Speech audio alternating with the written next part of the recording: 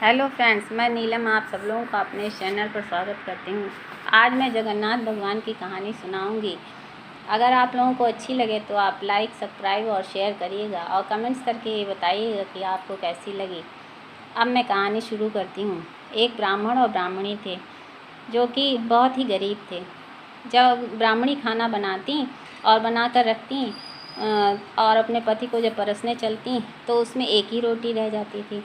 कई दिन ऐसे चलता रहा तो ब्राह्मण कहने लगा कि मैं तो भूखा ही रह जाता हूँ, तुम खाने ही नहीं देती हो, आज मैं खाना बनाऊँगा।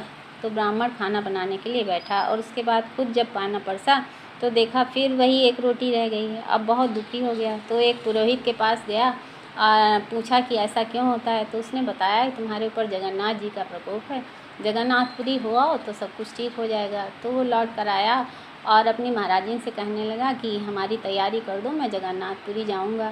तो उन्होंने कहा थोड़ा आटा दे दो जिससे मैं भौरिया बना लूँ और सत्तू बांध दो हमारे लिए। तो उसने आटा दिया तो उन्होंने 2 भौरियाँ बनाई। तब तक उनकी कामवाली आ गई और उसने देखा कि 2 भौरियाँ रखी हुई हैं।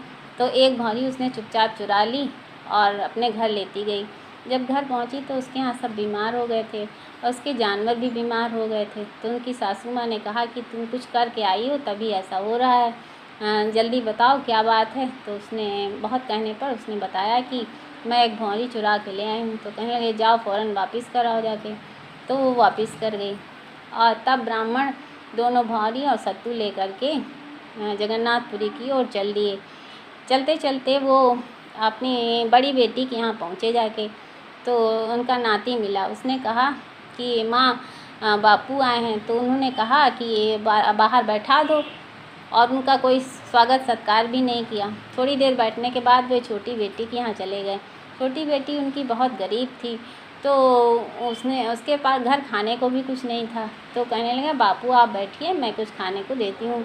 और अपने लड़के को लेकर के साहूकार के यहाँ गई, उससे कहने लगी कि इसे गिरवी रख लो तो हम बापू के लिए कुछ खाने को दे दो। तो उन्होंने आटा और कुछ सामान दे दिया और कहा कि मेरे लड़के को जब तक मैं आऊँ ना तब तक छोड़ना नहीं। उसके बाद वो सामान लेके आई, बापू ने भौनी फिर बनाई और एक खा ली, एक उन लोगों के लिए रख दी। और नाती को पूछने लगे तो उन्होंने कहा कि अभी यहीं खेल रहा होगा, अभी आ जाएगा। तो थोड़ी देर में उनका नाती भी आ गया। अब बापू जो थे फिर चले गए जगन्नाथपुरी की ओर। तो लड़का जो था वहाँ पर दुकान पर जो चीज़ छूता वो सब सोने की हो जाती थी, इसलिए साहूकार ने उसको छोड़ दिया। अब वो लड़का और उसकी माँ दोनों लोगों ने भौरी खाने के लिए तैयार हुए। तब देखा कि तो भौरी भी वो भी सोने की हो गई थी। अब वो गरीब जो थी अब बहुत अमीर हो गई, उसके पास भी खूब बड़ा सा मकान और सब कुछ हो गया। अब उनके बापू जो थे जगन्नाथपुरी की ओर फिर चल दिए। चलते चलते रास्ते में पहुँचे, देखा तो उनको एक आम मिला। आम कहने लगा कि हम पक तो जाते हैं, पकने पर हमारे कीड़े पड़ जाते हैं, हमारा संदेशा कह देना। उसके बाद 2 नदियाँ मिली, वो कहने लगी हम एक में कभी नहीं मिलते हैं, ये हमारा संदेशा कह देना। उसके बाद उनको एक हाथी मिला जो बाल से बंधा हुआ था, कहने लगा कि हम छूटते ही नहीं, बंधे ही रहते हैं, ये संदेशा कह देना। उसके बाद उनको एक औरत मिली जिसके पीछे की तरफ मचिया चपकी हुई थी, कहें वो हमेशा चपकी रहती है, ये संदेशा हमारा कह देना। अब वो चलते चलते फिर जगन्नाथपुरी की ओर चल दिए। तब देखा कि वहाँ एक जगह बहुत आग जल रही थी। तो उन्होंने कहा कि पूछा कि जगन्नाथपुरी किधर है। तो उन्होंने कहा इसी आग जहाँ जल रही है इसी में घुस जाओ तो जगन्नाथपुरी मिल जाएगी तुम्हें। तब उसमें उन्होंने जा कर के, उनको तो जगन्नाथपुरी भगवान जगन्नाथ से मिलना था, इसलिए वो उसी में घुस गए, बिना डरे हुए घुस गए उसके अंदर। जब आँख खोलते हैं तो जगन्नाथपुरी पहुँच जाते हैं। तो वहाँ बहुत खुश हो जाते हैं कि जगन्नाथपुरी आ गए हम। फिर वो नहा धो लेते हैं नदी में और उसके बाद जगन्नाथ जी की पूजा करते हैं। फिर उनको पुजारी जी उनको प्रसाद देते हैं, प्रसाद में 4-5 चावल देते हैं। अब वो सोचते हैं कि अरे इस चावल में 4-5 में क्या होगा, थोड़े लाओ और निकाल लेते हैं। तो हड़िया में से चावल निकालने लगे तो उनका हाथ ही चपक जाता है। तो पुजारी कहता है इसी 4-5 चावल से ही तुम्हारा पतीली भर जाएगी, इससे मत लो। फिर क्षमा याचना करने पर उनका हाथ छूट जाता है।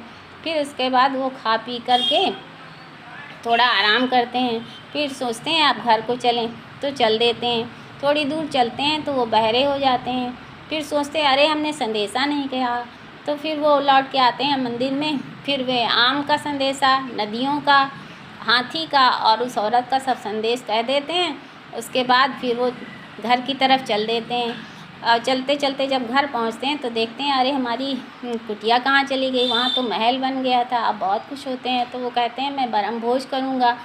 तो उन्होंने ब्रह्म भोज किया और बहुत लोगों को बुलाया, अपनी दोनों बेटियों को भी बुलाया, बड़ी बेटी और छोटी बेटी। बड़ी बेटी के सामने जो खाने को रखा जाता वो सूखा रूखा हो जाता, और छोटी बेटी तो उसने उस पापू का आदर किया था, इसलिए बहुत सब कुछ मिलता था उसको। उसके बाद सब ब्रह्म भोज समाप्त होने पर दोनों बेटियों की विदाई करी। बड़ी बेटी को उन्होंने बांस में रख के रुपए दिया और एक कद्दू दिया जिसमें सोने का हार था। अब वो लेकर के सब अपने घर चल दी और छोटी बेटी को भी खूब उपहार दिए। अब जब बड़ी बेटी नदी पर पहुंची तो उसने नाव वाले ने पैसे मांगे, तो उन्होंने वो बांस दे दिया, तो उनके वो भी पैसे चले गए। घर पहुंची जाके तो उन्होंने वो कद्दू जो था उठा के रख दिया, तो बंदर उठा ले गया। बंदर ने वो कद्दू दूसरे के घर में गिरा दिया, जिससे उनका हार भी चला गया। अब बहुत परेशान हुई। तब बापू ने उनके बताया था कि तुम्हारे ऊपर जगन्नाथ जी का प्रकोप है, तुम जगन्नाथ जी की पूजा करो तो तुम्हारा सब कुछ ठीक हो जाएगा। फिर उन्होंने भी जगन्नाथ की पूजा करी। इस तरह कहानी समाप्त हुई। Thank you.